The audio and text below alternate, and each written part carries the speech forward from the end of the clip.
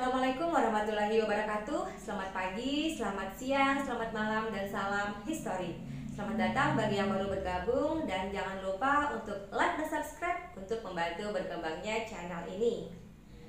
Pada video sebelumnya telah kita bahas tentang kerajaan Hindu tertua pertama di Indonesia, yaitu Kerajaan Kutai Martapura.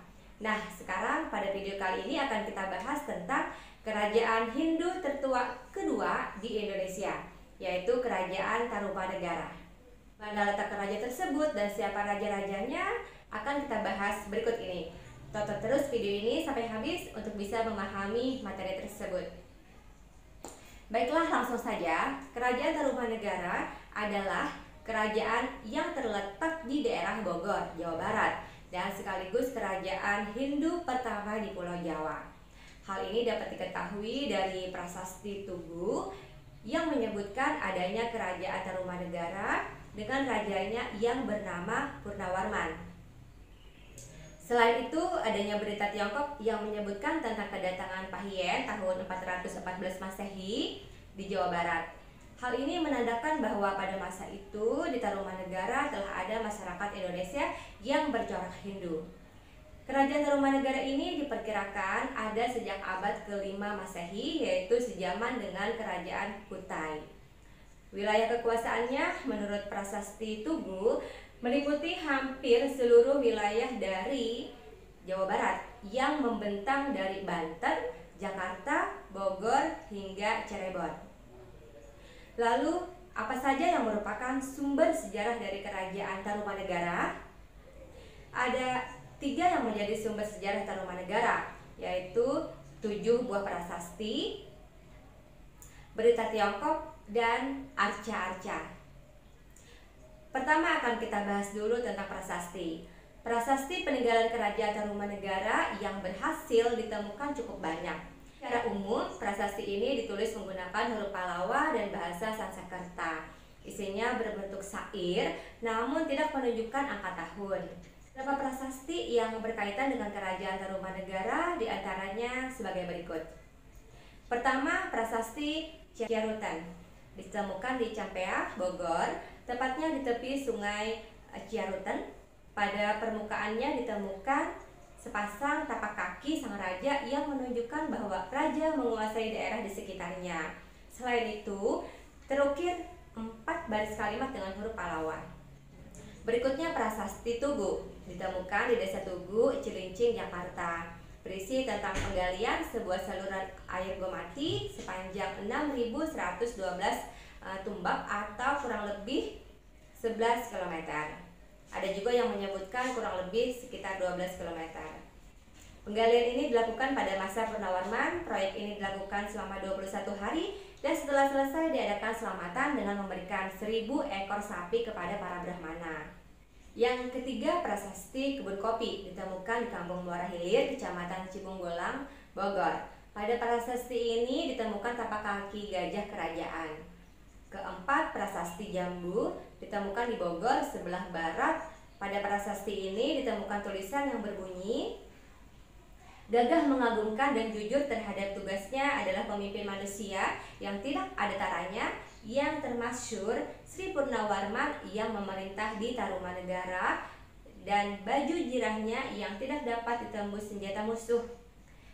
Ini adalah sepasang tapak kakinya yang senantiasa berhasil menggempur kotak-kotak musuh, dihormati para pangeran, tapi merupakan duri dalam daging bagi musuhnya. Kemudian yang kelima, prasasti Pasir Awi, dan ketujuh, prasasti Muara Ciantan. Nah, keduanya ini ditemukan di Bogor. Kedua prasasti tersebut, Pasir Awi dan Muara Ciantan, menggunakan aksara ikal sehingga belum dapat dibaca. Kemudian yang terakhir, prasasti Lebak atau Cidahyang, ditemukan di Banten. Pada prasasti ini ditemukan tulisan yang berbunyi, "Inilah tanda keperwiraan, keagungan, dan keberanian yang sesungguhnya dari Raja Dunia yang mulia Purnawarman yang menjadi panji sekalian raja." Kemudian sumber lain berupa arca. Ada 3 arca yang ditemukan, yaitu pertama, arca Rajasi, diperkirakan ditemukan di wilayah Jakarta. Berdasarkan bentuknya, arca Rajarsi memperlihatkan sifat-sifat Wisnu Surya. Yang kedua, arca Wisnu Ciboya I dianggap sebagai pelengkap prasasti-prasasti Mulawarman. Arca ini diduga memiliki kesamaan dengan lagam seni Palawa di India Selatan dari abad ke-7 sampai dengan abad ke-8 Masehi. Dan yang ketiga, arca Wisnu Ciboya II memiliki kesamaan dengan arca-arca yang ada di Kerajaan Pala, Bangladesh.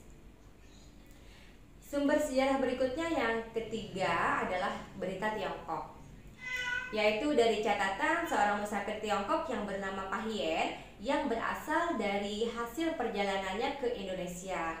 Ia singgah di Iepoti atau Pulau Jawa karena perahu yang ditumpanginya terhempas badai, sehingga ia secara tak sengaja singgah ke Tolomo atau Tarumanegara pada tahun 414 Masehi.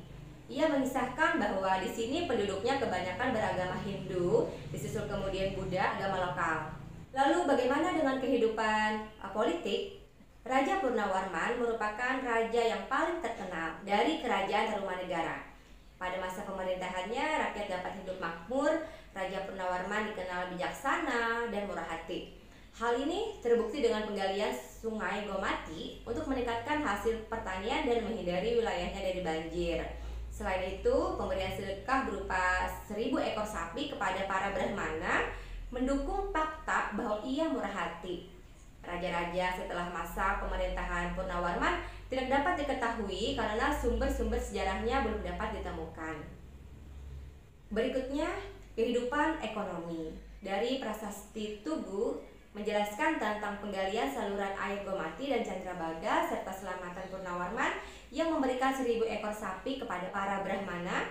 Berdasarkan keterangan tersebut, menurut kalian, bagaimana kehidupan ekonomi masyarakat Tarumanegara ketika itu? Nah, mungkin kalian berpikir bahwa kehidupan perekonomian masyarakat Tarumanegara adalah peternakan dan juga pertanian. Hal ini dapat diketahui dari Prasasti Tugu tersebut. Masyarakat Tarumanegara juga berprofesi sebagai pedagang, mengingat letak kerajaan ini yang sangat strategis, yaitu berada di Selat Sunda, serta dari sumber berita Cina yang menyatakan bahwa terjadi perdagangan dengan Cina. Kerajaan Tarumanegara juga melakukan hubungan dagang dengan India. Lalu bagaimana dengan kehidupan sosial? Nah, kehidupan rakyat Tarumanegara itu hidup aman dan tentram kalau kita lihat dari prasasti Tugu yang ditemukan. Dari kehidupan budaya dapat kita lihat dengan ditemukannya prasasti, mereka sudah memiliki budaya yang maju. Dapat dilihat dari arca, yaitu 3 arca yang ditemukan dan 7 prasasti yang ada. Dan secara umum dari prasasti mereka menguasai bahasa Sanskerta dan huruf Pallawa. Nah, demikianlah pembahasan kita tentang Kerajaan Tarumanegara. Semoga dapat dipahami dan bermanfaat. Wassalamualaikum warahmatullahi wabarakatuh.